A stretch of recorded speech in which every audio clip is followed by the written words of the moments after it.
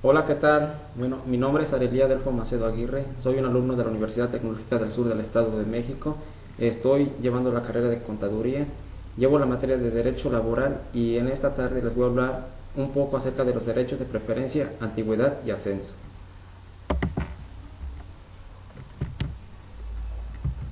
Bueno, hay factores de preferencia que marca la ley. Uno de ellos es la nacionalidad mexicana, el cual lo articula el artículo 3 de la Ley Federal del Trabajo, que en su segundo párrafo, donde alude a invocar a la nacionalidad, a señalar las razones que no podrán invocarse para establecer preferencias. De esa manera, la preferencia por las nacionales no resulta contraria a esa declaración de principios que por lo mismo vienen a ser un poco vacía. La segunda dice que se llama servicios prestados satisfactoriamente por mayor tiempo.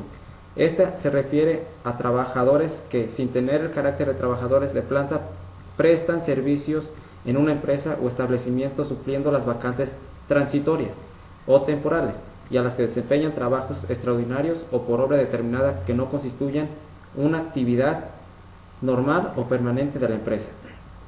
En esta, en realidad, se pretende proteger a un tipo de trabajadores que en ocasiones, por estar supliendo ausencias de trabajadores titulares de una planta, son considerados como eventuales, pese a que no suele haber solución a continuidad en sus servicios. La tercera se llama el hecho de tener a su cargo una familia y no tener una otra fuente de ingresos. Esta adición al texto original de la Ley Federal de 1970 integra un motivo de preferencia a todas las luces justo, partiendo del supuesto que no existe entre nosotros el salario familiar. En esta no hay razón legítima de oposición a recibir preferentemente a un trabajador que sea jefe de familia. El número cuarto se llama el pertenecer a un sindicato. Este lo articula el artículo 154 de la Ley Federal del Trabajo. En esta se menciona que la pertenencia a un sindicato, cualquiera que éste sea, con tal de que esté legalmente constituido, constituye un motivo de preferencia. Esta disposición corresponde a la adición paralela que en el año de 1956 se le hizo a la fracción del artículo 1 de la ley anterior. En esta la razón es evidente. El legislador estima con toda razón que debe procurarse la sindicalización de los trabajadores. En cierto modo, un trabajador, al sindicalizarse, si lo hace en forma consciente y responsable, deja de requerir la tutela de la ley y alcanza una especie de mayoría de edad social. Bueno, ahora les hablaré un poco de la antigüedad de los trabajadores. Bueno, se dice que la antigüedad es un hecho, no constituye un derecho, aun cuando la ley, y cada vez con mayor énfasis en nuestro país, haga derivar una serie de derechos del hecho de antigüedad. De ahí ha nacido por impresión del lenguaje mi derecho de antigüedad, que en realidad significa el de los derechos que derivan de mi antigüedad. En el año de 1931 la antigüedad tenía ya un reconocimiento parcial, servía de base para el cómputo de vacaciones, indemnizaciones por reajuste y para determinar la responsabilidad del conflicto en los casos de insumación patronal en arbitraje de las juntas. Hay un catálogo de los derechos derivados de la antigüedad de acuerdo a la ley. Son 8. ¿Sí? Ahorita les voy a explicar una por una. Bueno, la primera es la estabilidad del empleo. La antigüedad genera el derecho a permanecer en el empleo, salvo en los casos previstos en el artículo 49. En estos casos, la indemnización debe tener en cuenta la antigüedad. La número 2 era rescisión imputable al patrón. En esta la indemnización debe importar 3 meses de salarios y 20 días de salario por año de servicios prestados. La tercera son las vacaciones. El número de días de vacaciones dependerá de la antigüedad. A mayor antigüedad, vacaciones prolongadas. La número 4 es la constancia de servicios. Los patrones están obligados a expedir a los trabajadores a solicitud una constancia escrita del número de días trabajados y del salario percibido, y en los casos de separación, una constancia escrita relativa a sus servicios. La número 5 es la preferencia para los ascensos. Los ascensos se regulan en la ley en función de dos situaciones distintas: que se trate de vacantes definitivas o por una duración mayor de 30 días o que la vacante sea menor de esa duración. La número 6 es la inmunidad. En el artículo 161 de la Ley Federal del Trabajo se dice lo siguiente: cuando la relación de trabajo haya tenido una duración de más de 20 años, el patrón solo podrá rescindirla por alguna de las causas señaladas en el artículo 47 de la Ley Federal del Trabajo, que sea particularmente grave o que haga imposible su continuación, pero se le impondrá al trabajador la corrección disciplinaria que corresponda, respetando los derechos que deriven de su antigüedad.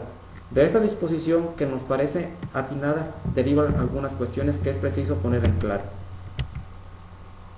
La número 7 es la prima de antigüedad. La prima de antigüedad es una prestación específica y no genérica. Esto es que solamente debe pagarse en la hipótesis concreta a la que la ley se refiere, y no en todos los casos de terminación de la relación laboral, ni en la jubilación.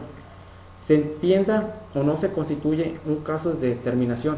Así no se genera cuando la relación concluye por un riesgo de trabajo que incapacite permanentemente al trabajador, ni en los casos de aplicación de la cláusula de exclusión, ni por un supuesto de la jubilación, ya que ésta no puede equipararse en una renuncia.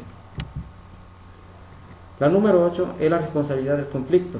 En el título 15 de la ley relativo al procedimiento de ejecución del artículo 947 de la Ley Federal del Trabajo, autoriza a los patrones para no someterse al arbitraje o para no negarse a aceptar los saludos pronunciados. Esto significa que o bien pueden no ir a juicio o por el contrario hacerlo para no aceptar el laudo.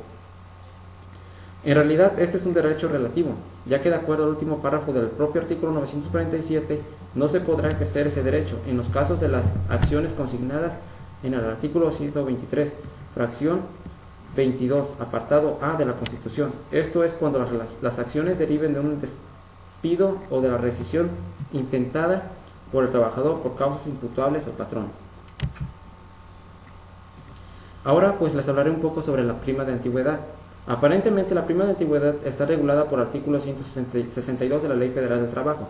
En realidad también es mencionada por el artículo 54, a propósito de la terminación de las relaciones de trabajo por incapacidad física o inhabilidad manifiesta del trabajador que hagan imposible la prestación del trabajo, y por el artículo 436 de la Ley Federal del Trabajo, que impone su pago en ciertos casos de terminación colectiva de las relaciones de trabajo.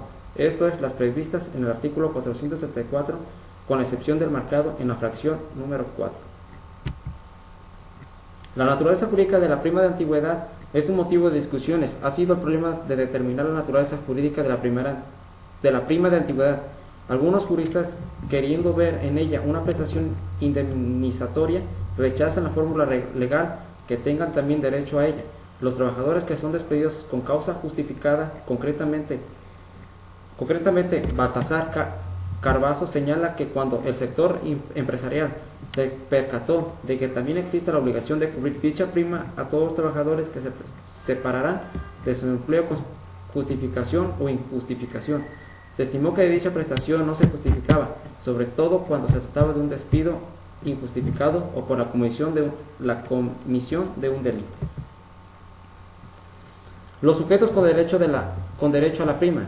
Bueno, ¿quiénes son estos sujetos? De acuerdo al artículo 162 de la Ley Federal del Trabajo, solo tienen derecho a la prima los trabajadores de planta.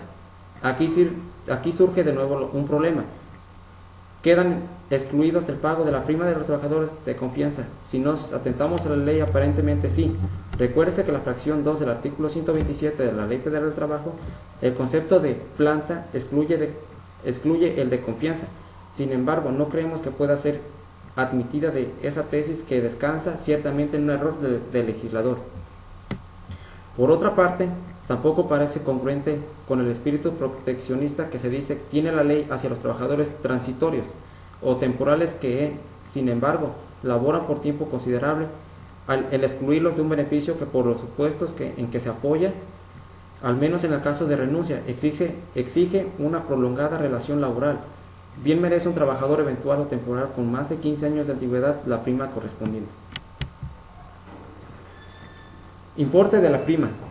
La ley marca 12 días por año, estableciendo un tope equivalente al doble del salario mínimo de la zona económica que corresponda al lugar de prestación de trabajo. Esto lo dice el artículo 486 de la Ley Federal del Trabajo.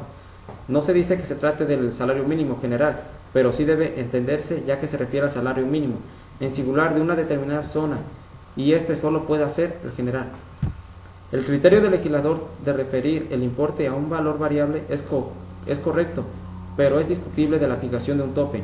Ahí se encuentra sin duda un principio de injusticia, aun cuando en el fondo prive del deseo de que el beneficio alcance en su totalidad a la clase obrera y no necesariamente a los empleados de más alto salario. ¿En qué casos en que nace la obligación de pagar?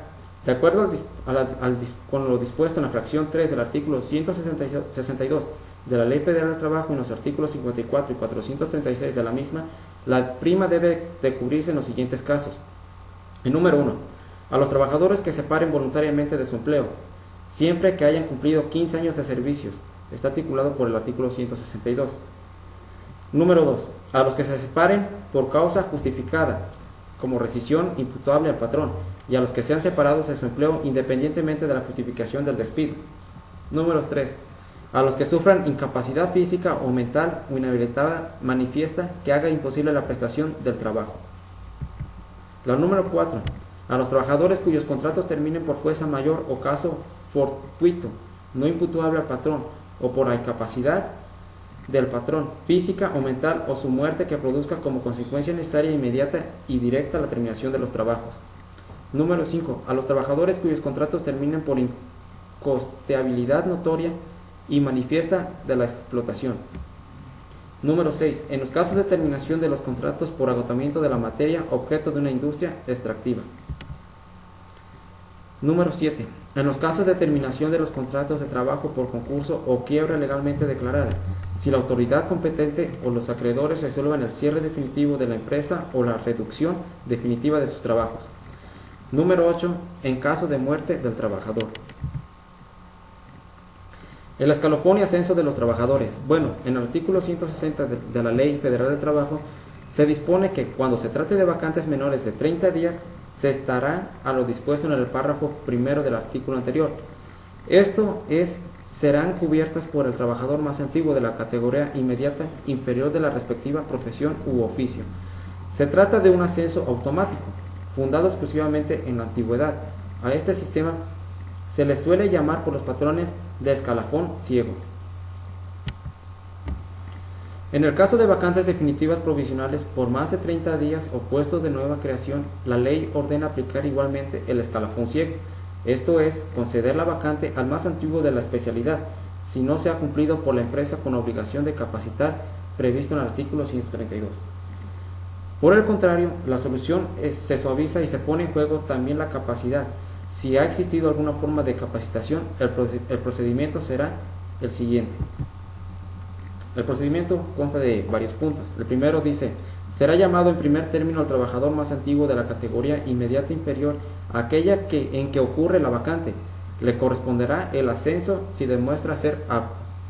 El número 2 dice que en igualdad de condiciones se preferirá al trabajador que tenga a su cargo una familia y de subsistir la igualdad al que previo examen acredite mayor aptitud. El número 3 nos marca que si se trata de puestos de nueva creación para los cuales por su naturaleza o especialidad no existan en la empresa trabajadores con aptitud para desempeñarlos y no se haya establecido un procedimiento para tal efecto y en el contrato colectivo, el patrón podrá cubrirlos libremente. El punto número 4 dice que la manera de acreditar la aptitud y de la forma de otorgarse los ascensos se convendrá en los contratos colectivos de trabajo, de conformidad a las reglas sobre la capacitación y adiestramiento prevista en la ley. La ley no indica que se puede elegir al más capaz de los candidatos, solamente permite que se deseche al más antiguo o que no sea capaz. Esto es, puede haber diferencias de grado en la capacidad, pero esto no autoriza al colocar al más capaz por encima de quien sea también apto, aunque en menor grado. En una frase intencionada y graciosa, Manuel Marván llamó a este sistema de escalafón tuerto. Bueno, pues esto sería todo. Muchas gracias.